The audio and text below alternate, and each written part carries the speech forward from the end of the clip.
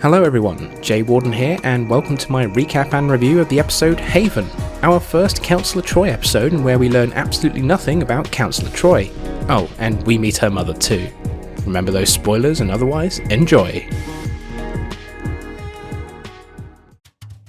The Enterprise is entering orbit of the planet called Haven, which is some sort of paradise planet with alleged mystical healing abilities.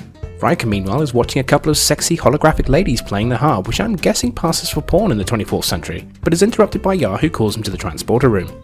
Once he arrives, Yar beams aboard a weird-looking box with a creepy face on it when Troi walks in to see what's going on.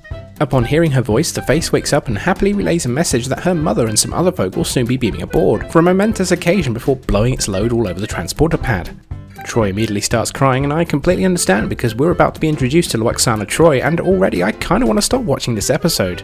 Troi explains though that she's basically about to get married and she really doesn't look very happy about it. In the ready room, Troi explains that Betazoids basically do arranged marriages and that she's betrothed to the son of a chap who used to be good mates with her human father. She also says that as a result of this marriage it looks like she'll become a stay-at-home wife and will have to leave the ship. Picard doesn't seem bothered by this, wishes her congratulations and then promptly leaves, leaving Riker and Troi to talk about their past. Riker is a bit upset and jealous because Troi used to be his girlfriend and thinks this is all a bit shit, and Troi agrees but still wants him to come by to the wedding anyway, despite how awkward it's going to be for him. Back in the transporter room we meet the Millers, including Troi's soon-to-be husband Wyatt. After introductions are made, the Millers are escorted to their quarters and Troi comments that Wyatt was surprised to see her, apparently not being what he expected, before a signal is received that Troi's mother is now ready to beam up. Troi warns Picard that her mother might be on the annoying side. You have no idea. And so we're introduced to Lwaxana Troi, someone who's far more irritating than even Wesley. From the moment she beams up, she's all rude and starts talking telepathically to Troi, but she isn't having any of that shit and defies her by speaking normally. As Lwaxana says hi to Picard, she tells him to take her luggage, because her valet Mr. Hom is apparently taking a break from valeting. Troi is aghast at how rude she's being, but Picard says it's fine and goes to take the luggage, only to find it's a bit heavier than expected and is forced to drag it in a humiliating fashion down through the corridors. Troi though thankfully puts a stop to this and tells Mr. Hom to do his fucking job. Sadly, we spend the next several minutes of Lwaxana irritating the fuck out of us with her constant babbling, making Troi embarrassed and Picard deeply uncomfortable. But thankfully Picard finally manages to get away from this new personal hell and back to the safety of the bridge. Lwaxana finally drops her irritating act for just a moment though to apologise for this whole marriage business, as Stephen Miller tracked her down to honour her vows, and though Troi is having second thoughts herself, is still prepared to honour the vow she made. Lwaxana is pleased by this and hints that she senses Wyatt has some interesting depth to him. On the bridge, the leader of Haven hails Picard and tells him an unknown vessel is approaching their planet and won't answer their calls, worrying them that it might be hostile. Because they're defenseless, she wants the Enterprise to intercept this ship before it reaches the planet, so Picard agrees to go check it out. Meanwhile, Troi goes to visit Wyatt and apologises for her mother's behaviour, and they both agree how fucking annoying she can be, but apparently all Betazoids are like this because of their telepathy. They try to get to know each other, and it turns out that Wyatt is a doctor and wants to do doctorish things like cure people of their illnesses. Troi suggests that because she's a psychologist, they might make a good team together, but it's clear both of them are still feeling a bit awkward at the prospect of marrying each other. Troi then compliments Wyatt on his artwork. He seems to like drawing pictures of a woman with blonde hair, and Troi senses this is what he was surprised about earlier, as if he was expecting this woman instead of Troi. He explains that he's seen her face ever since he was a young lad, even until this day, apparently whispering his name, and had thought Troi would be this woman. Troi apologises for not being the woman of his apparent dreams, but he tells her not to worry because she's pretty hot herself and still considers himself quite lucky. Back on the bridge, Picard muses in his log about how backward Betazoid customs are regarding arranged marriages before they finally get a good look at the approaching ship. Everyone seems to immediately recognise it as a Torellian vessel, and suddenly we're all very concerned about its presence. It seems the Torellians were once thought extinct because of an extremely dangerous plague they carried due to an ancient war in their homeworld. The survivors scattered out amongst the stars, but sadly any world they came into contact with ended up getting wiped out because of this plague. Because other people don't need that shit happening on their world, they were hunted down and exterminated with the last ship thought destroyed several years ago. Picard says they must of course defend Haven, but at the same time feels they have a responsibility to help the Torellians as well, so asks the crew to help find him some answers. He then invites them all to the pre-wedding celebrations, which prompts Riker to leave the room because he's still feeling a bit upset about the whole thing. At the dinner, everyone mingles. Mr. Hom is downing drinks like a champ, Yar has put on her best 80s hairstyle, and Data circles the room watching everyone's behaviour, whilst Victoria Miller asks if Picard will perform the marriage ceremony. Picard says sure, that's fine if all parties agree, but of course Lwaxana doesn't agree, and wants a traditional Betazoid wedding where everyone turns up naked. We then get a great deal of petty bickering between Lwaxana and Victoria that really tries my patience, and Riker's too, as he excuses himself once again. Thankfully though, it finally ends when Troi gets upset, throws a tantrum at everyone and storms out, making everyone feel awkward. Data though is having a ball and really wants the petty bickering to continue. Riker meanwhile has retreated to the holodeck and is having a good old brood. This set looks kind of familiar. Oh. Troi comes in and they have a good chat about their past, and Riker is doing his best to basically get over it but just can't quite let it go. Then Wyatt randomly walks in, because privacy is apparently just not a thing when using the holodeck, and Riker once again excuses himself because the last thing he wants to be here is the third wheel. Wyatt says that Troi's tantrum shamed everyone into making a compromise, so now only some of them will go naked and the rest won't, before asking Troi if she's sure she really wants to go through with this. She says she really does, and then they both proceed to make out because, yay, true love. The Tyrellian ship is still refusing to pick up the phone and is getting close to being within transporter range. The leader of Haven is getting a bit panicky now because she understandably doesn't want her beautiful planet to become a graveyard, so Picard decides to lock a track to beam on the ship before it can get any closer. Finally they answer their calls and are prepared to talk, but Troi realises the blonde woman is the same one that Wyatt has been fantasizing about. The Tyrellian leader introduces himself and wants to know if Wyatt is on the ship, and says that they just want to live out their last days on a beautiful planet with a tropical island somewhere. Picard says it's not up to him, but will speak to the leader on Haven to see how they feel about it. Wyatt looks on in shock at the woman of his dreams becoming a reality, and it also seems like she's really into him as well. So Wyatt goes down to see Lwaxana to figure this all out, and she basically says that all life is connected and bound together, like some sort of force you might say, and that this is why him and the Tyrellian woman have been able to communicate with each other all these years, because that makes total sense. So Wyatt decides the best thing he needs to do is to beam aboard the Tyrellian ship to be with the woman of his literal dreams. He takes some medical supplies intended for the Tyrellians, a hyperspray, and then quickly visits his parents and Droid to say farewell and gives her a quick goodbye kiss. He then heads to the transporter room and uses the hyperspray to knock out the guy on duty, and then promptly beams himself over to the Tyrellian ship. As he takes a look around, he finds drawings of himself all over the place, and the Tyrellians welcome him aboard, always knowing that he would come to them because they trust in the Force. The Tyrellians then call Picard and tell him he can turn the track beam off now because they have what they came for, and they think Wyatt can cure them of the plague where no one else could. Even though at this point their species is still utterly doomed with only 8 members left, plague or no plague. Everyone pays their respects and the Tyrellian ship flies off into the stars. With the wedding now off, everyone leaves, but before Lwaxana beams out, she briefly considers staying on board to find herself a new hubby. But thankfully it's all in jest, and so she just taunts Picard on his perverted thoughts instead before beaming away, leaving Picard thoroughly unamused. Everyone returns to the bridge and Riker orders the ship off to its next adventure.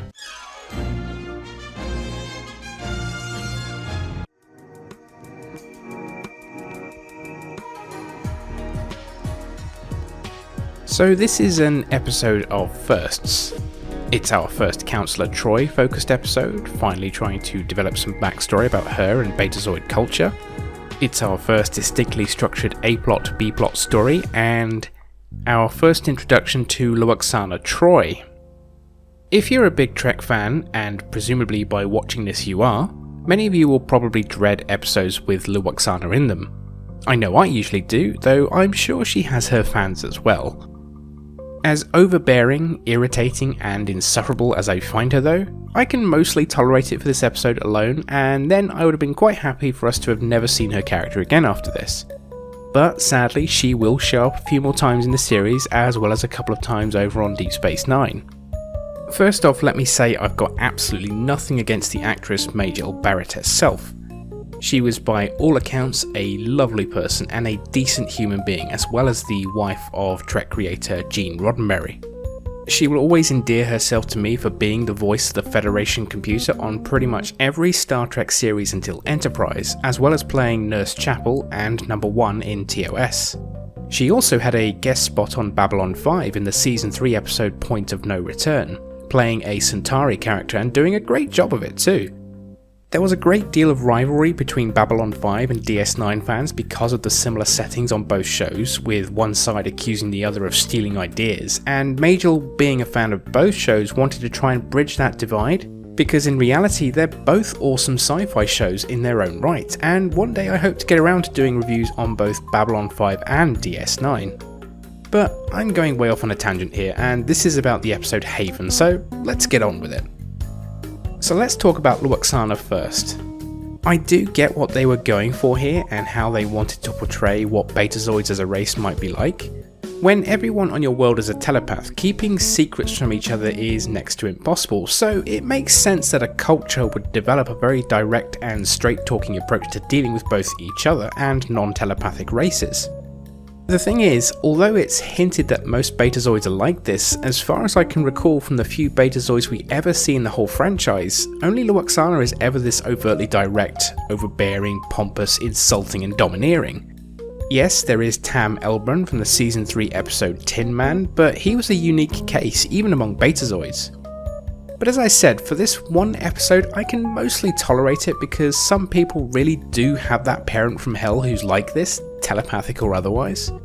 Troi is clearly embarrassed by her mother's behaviour, and pretty much every other character acknowledges her attitude as being very trying at the best of times. But I will admit it does lend itself to some mild comedy as well. For example, Picard trying to take her luggage, I genuinely found that somewhat amusing simply because of how Patrick Stewart plays it. And though I didn't care too much for all the bickering at the dinner between Lwaxana and Wyatt's mother Victoria, I really love how Data was just circling around the room, absolutely fascinated by the display of interactions going on around him. Especially his line at the end asking them to please continue the petty bickering, it's gold. Lwaxana is best when she drops the overbearing act, which she only does briefly a couple of times, once when speaking to Troi and then the other when speaking to Wyatt towards the end. Wyatt himself comes off as a bit of a dick sometimes, most notably when he barges in on Troi and Riker in the holodeck, but is otherwise quite affable. It's also kind of weird seeing Robert Nepper play such a nice guy sort of character. I'm just so used to him being a bad guy. As this is our first Troi focused episode, you would expect to learn a bit more about her, but I don't think we really do. Sure, we meet her mother and we get to learn a bit about the Betazoids as a race, but as far as Troi herself goes, she just kind of goes along for the ride for most of the episode and is the same old Troi by the end of it. Probably the only thing we really do learn about is that we finally address the past relationship between her and Riker, something only really mentioned overtly in Encounter at Farpoint. If anything, Riker gets more character building here than Troi does because it shows him as a man who finds it very hard to let go of someone or something he feels very strongly about, as well as his commitment to his duty and his ambitions as a Starfleet officer and the effect that had on their past relationship. Riker wants the captain's chair someday, and not even his feelings for Troi would stand in the way of that. Troi, on the other hand, is somewhat flippant about their relationship, having clearly seen it as something that's now in the past behind her, even though she still cares for him. But I can kind of understand this attitude from a Betazoid cultural perspective, as well as the fact that she's a psychologist and understands feelings and emotions far better than most people would. Overall, Marina Sirtis does a decent enough job with her material. It's nice to see her do something other than sensing something about a situation or just trying to advise Picard. But ultimately, we're left with nothing particularly distinctive or defining about Troi beyond this. Aside from Lwaxana as a character though, I find I don't really have any strong feelings about this episode one way or the other. I don't hate it, I don't love it, it's just distinctly average. It's a fairly competent episode, far more than most of what Season 1 has so far shown us, as we have a distinctly structured A-plot and B-plot which tie in to each other quite neatly by the end of the episode. Even if the explanation of how Wyatt and the Terrellian woman are able to communicate all these years is pretty much bullshit in my opinion. The B-plot story with the Terrellians is serviceable but forgettable, and I don't really have anything much to say about it other than its only real purpose is to ultimately get Troi out of her arranged marriage, so that the status quo is reset and she gets to stay on the ship.